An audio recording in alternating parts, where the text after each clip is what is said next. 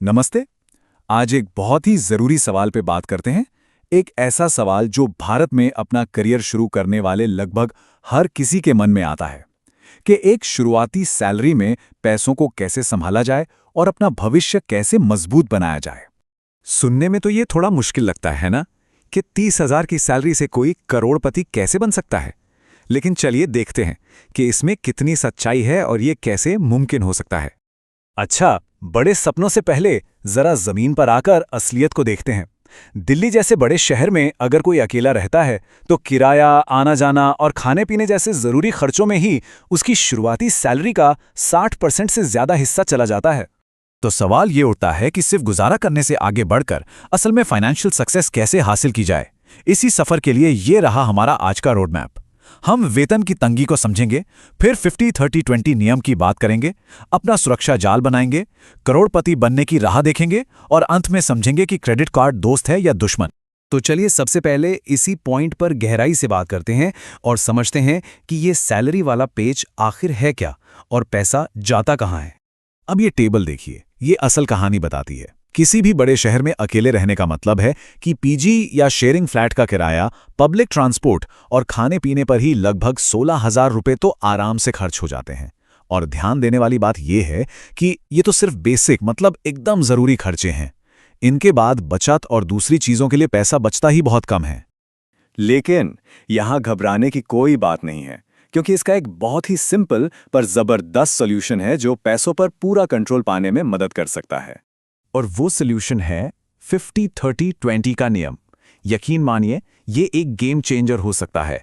ये नियम सैलरी को 3 आसान हिस्सों में बांट देता है ताकि हर रुपए का एक मकसद हो। तो सबसे पहला और सबसे बड़ा हिस्सा यानी 50% ये जाता है जरूरतों के लिए। मतलब वो चीजें जिनके बिना काम ही नहीं चल सकता, जैसे घर का किराया, खाना और आने जाने का खर्चा। फिर आता है 30% का हिस्सा और ये है चाहतों के लिए, मतलब दोस्तों के साथ बाहर खाना, शॉपिंग करना, मूवी देखना। आखिर जिंदगी को थोड़ा एंजॉय करना भी तो जरूरी है।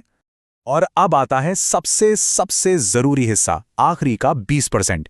ये पैसा आज के लिए नहीं बल्कि आने वाले कल के लिए है। ये है बचत और इन्वेस्टमेंट जो भविष्य को सुरक्षित बनाता है। ठीक है, तो बजट का प्लान तो बन गया। अब अगला कदम है अपने लिए एक फाइनेंशियल सेफ्टी नेट, मतलब एक सुरक्षा कवच बनाना। और इसकी पहली ईंट है इमरजेंसी फंड। देखिए, जितने भी फाइनेंशियल एक्सपर्ट्स हैं वो सब एक बात पर जोर देते हैं कि हर किसी के पास कम से कम 3 से 6 महीने के जरूरी खर्चों के बराबर का एक इमरजेंसी फंड तो होना ही चाहिए। ये वो पैसा है जो अचानक नौकरी जाने या किसी मेडिकल इमरजेंसी जैसी मुश्किल घड़ी में सहारा बनता है। और अच्छी बात यह है कि इमरजेंसी फंड बनाना कोई रॉकेट साइंस नहीं है, बस एक सीधा साधा प्रोसेस है। एक अलग सेविंग्स अकाउंट खोलिए और हर महीने ऑटोमेटिकली उसमें कुछ पैसे ट्रांसफर करते रहिए, चाहे वो रकम छोटी ही क्यों ना हो। इसे एक आदत बना लेना है। तो एक बार ये सेफ्टी नेट तैयार हो गया, उसके बाद असली खेल शुरू होता है। अब बारी है अपने पैसे को काम पर लगाने की, ताकि पैसा आपके लिए और पैसा कमाए। जैसा कि अंकुर वारिकू कहते हैं, आप सिर्फ 30,000 रुपए के शुरुआती वेतन के साथ भी करोड़पति बन सकते हैं। ये संभव है अगर आप अपने पैसे को लेकर अनुशासित हैं, और करोड़पति बनने का यही असली रहस्य है, अनुशासन और नियमितता। अब इन्वेस्टमेंट की बात करें तो शेयर बाजार में कई ऑप्शन मिलते हैं, पर अगर कोई अभी अभी शुरुआत कर रहा है तो उसके लिए निफ्टी 50 इंडेक्स फंड में SIP यानी सिस्टमैटिक इन्वेस्टमेंट प्लान एक बहुत अच्छा और बैलेंस्ड स्टार्टिंग पॉइंट माना जाता है। और अब देखिए वो चीज जिसे दुनिया का 8वां अजूबा भी कहते हैं, पावर ऑफ कंपाउंडिंग, मतलब ब्याज पर भी ब्याज मिलना।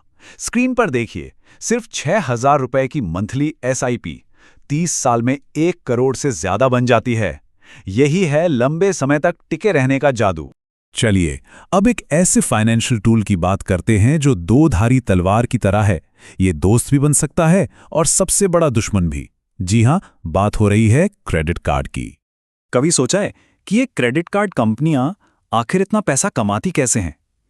उनका सबसे बड़ा कमाई का जरिया वो ब्याज है जो उन लोगों से आता है जो हर महीने पूरा बिल नहीं भरते, बल्कि सिर्फ मिनिमम अमाउंट चुकाते रहते हैं।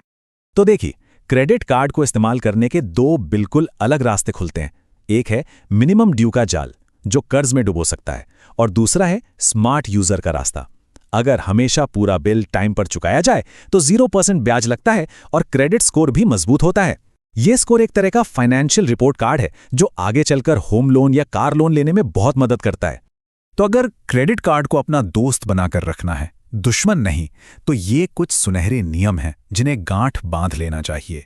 हमेशा 100% बिल चुकाएं, कभी उतना खर्च न करें जितना आपके पास नहीं है, और इसे सिर्फ अपना क्रेडिट स्कोर बनाने और रिवॉर्ड्स के लिए इस्तेमाल करें। तो कुल मिलाकर बात यह है कि फाइनेंशियल सक्सेस का लेना देना इस बात से कम है कि सैलरी कितनी है, और इस बात से ज्यादा है कि पैसे को लेकर आदतें कैसी हैं। तो सवाल ये उठता है कि इस फाइनेंशियल सफर को शुरू करने के लिए पहला कदम क्या होगा? चाहे वो एक बजट बनाना हो, एक सेविंग्स अकाउंट खोलना हो या पहली SIP शुरू करनी हो, फैसला आज ही लेना होगा, क्योंकि भविष्य अपने ही हाथों में है।